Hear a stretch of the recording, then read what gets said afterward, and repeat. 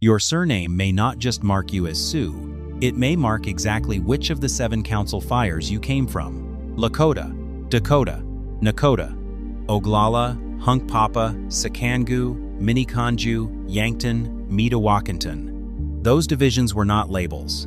They were bloodlines, territories, war histories, and alliances. And many of them are still buried inside surnames sitting on modern documents right now. 10 names. 10 different bloodlines. And the last surname on this list sounds French, looks ordinary, and was confirmed by a published genetic study to carry the blood of the most famous Lakota leader who ever lived. Not family legend. Science. Number 10. Iron shell. Start with the shell itself. Not decoration, armor. The name belongs to the Sikangu Lakota, the people the French called brûlé, which means burnt thigh, a translation of the Lakota Sikangu. If Iron Shell is your family name, your bloodline points toward the Rosebud country of what is now South Dakota, not Pine Ridge, not Standing Rock. That distinction mattered enormously in the 19th century. Iron Shell was a Sikangu leader whose name appears across treaty negotiations and winter counts, the Lakota year-by-year pictorial records that functioned as annals long before any American clerk arrived with a ledger. Here is the twist most people never catch. Winter counts are not folklore. They are dated historical records, and researchers still cross-reference them against Army documents to correct the official version of events. A family name preserved in that system was not preserved casually. It was preserved because the community decided it mattered. And there is a second layer here that most viewers will never be told. The Sikangu were among the bands most directly caught in the treaty machinery at Fort Laramie. The agreements of 1851 and 1868 that drew lines across country nobody in Washington had ever walked.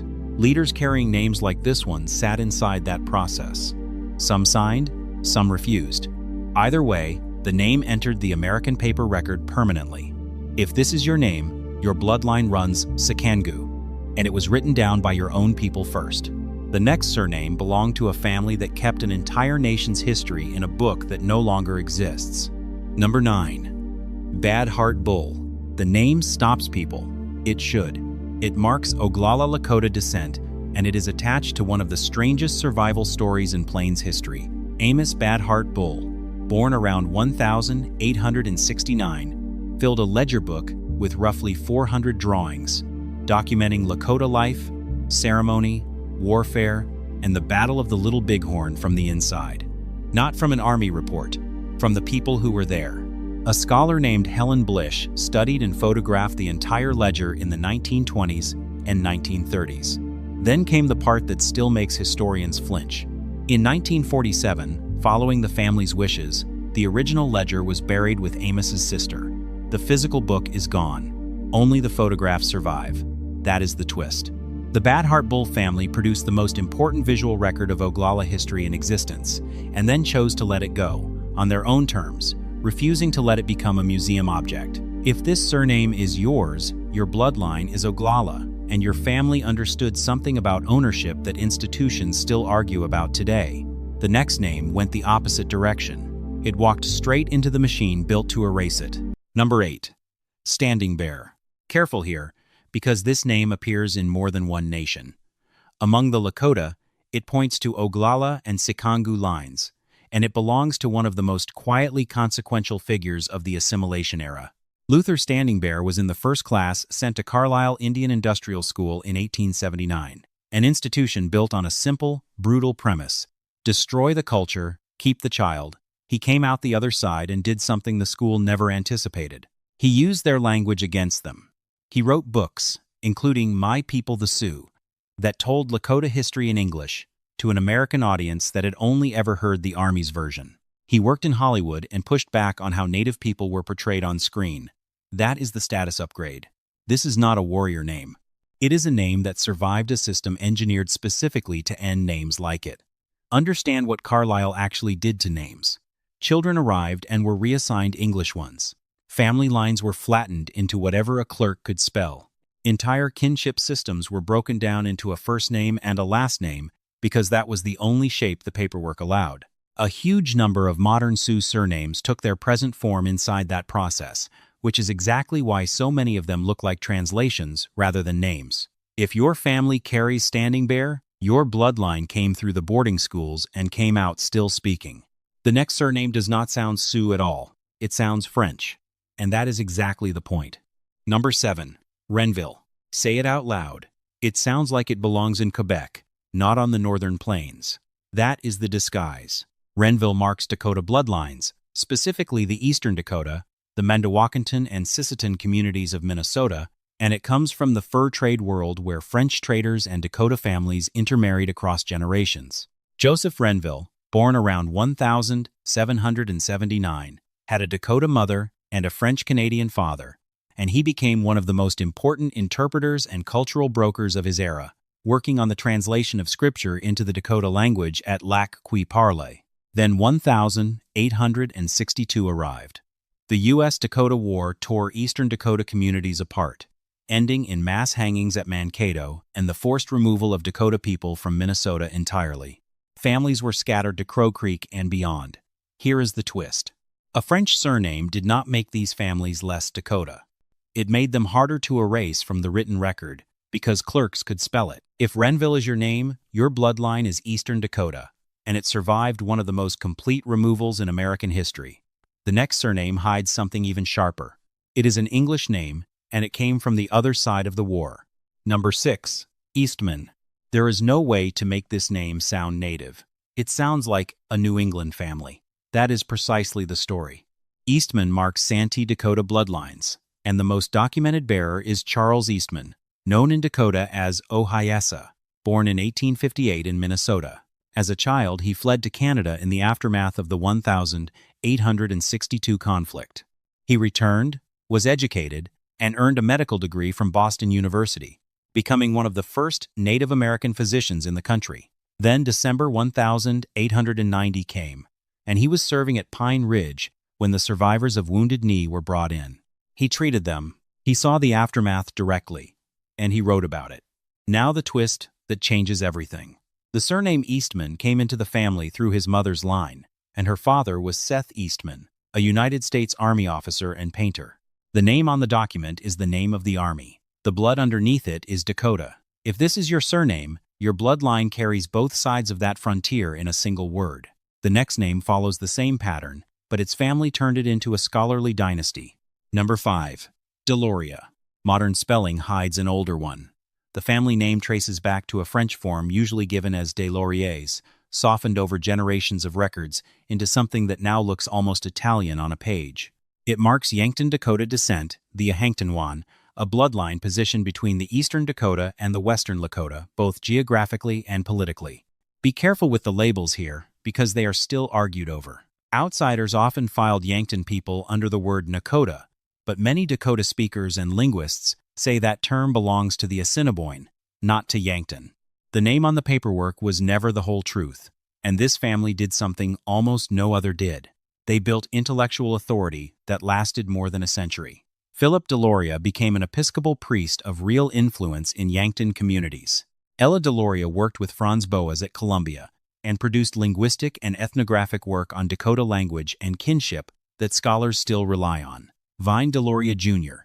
wrote Custer Died for Your Sins in 1969 and detonated the entire academic field of Native studies from inside it.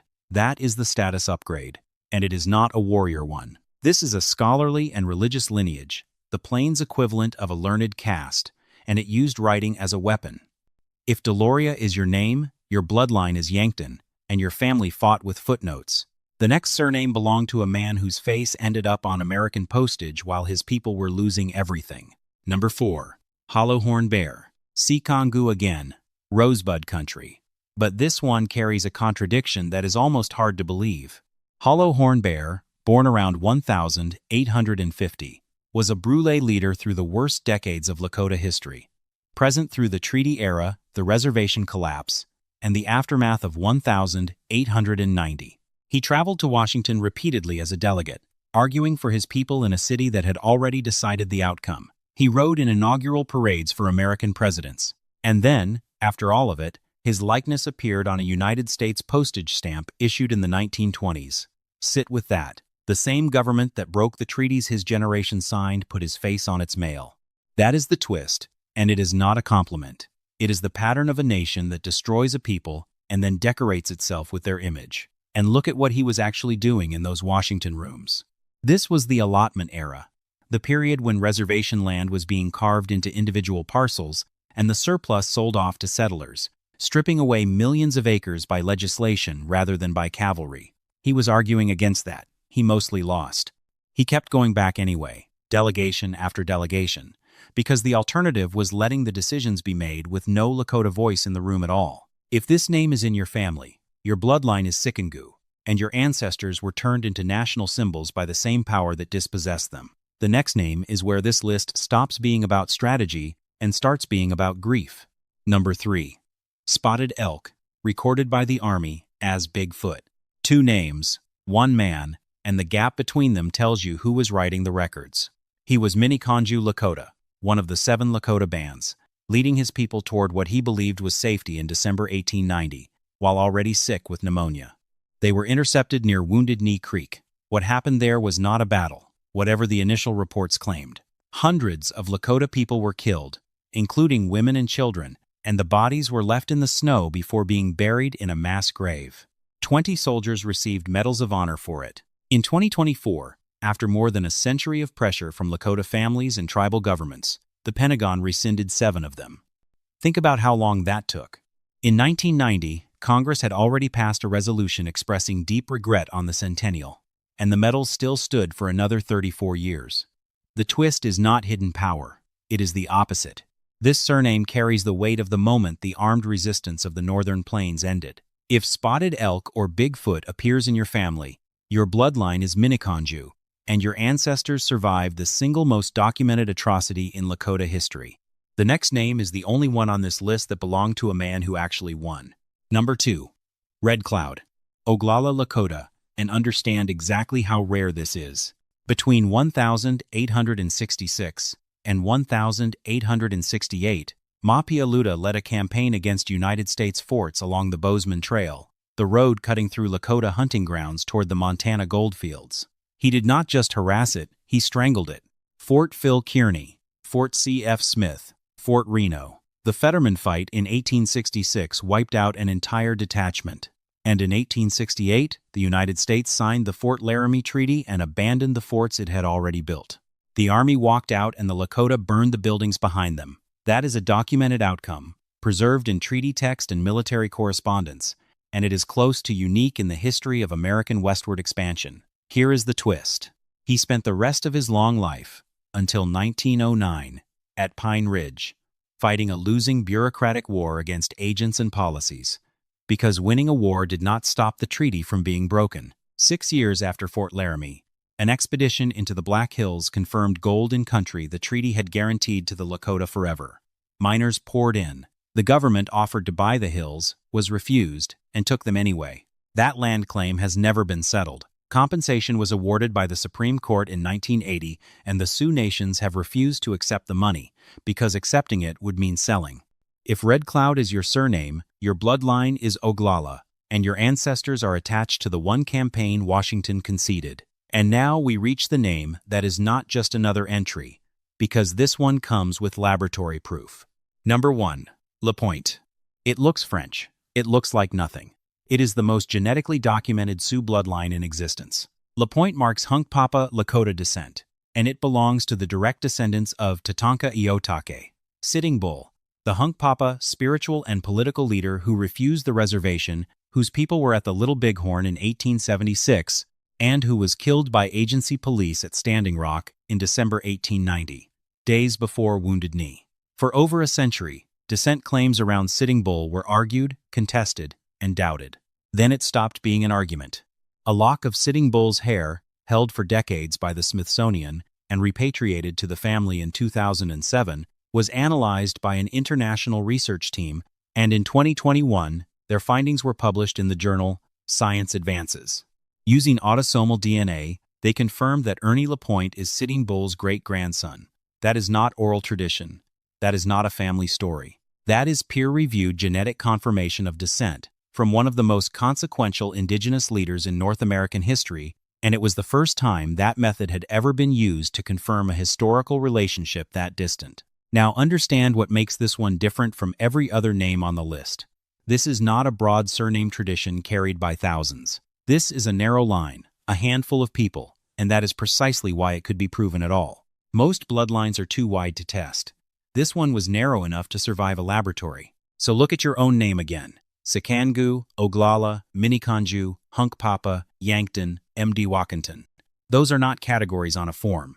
They are territories, alliances, war histories, and survivals, and they are still encoded in surnames that people say every day without hearing them. A name that came through the fur trade. A name that came through a boarding school. A name that came through a massacre and kept going. Comment your surname below and tell us your band, your community, your family's migration, or the name you want decoded next. Subscribe, because there is another bloodline out there sitting quietly on a driver's license, waiting for somebody to open the record. Not every name on that list will end in a laboratory. Most of them end in a winner count, a ledger drawing, a church register, an agency roll, or a story somebody's grandmother refused to stop telling. That is still proof. That is still a record. And it is still yours.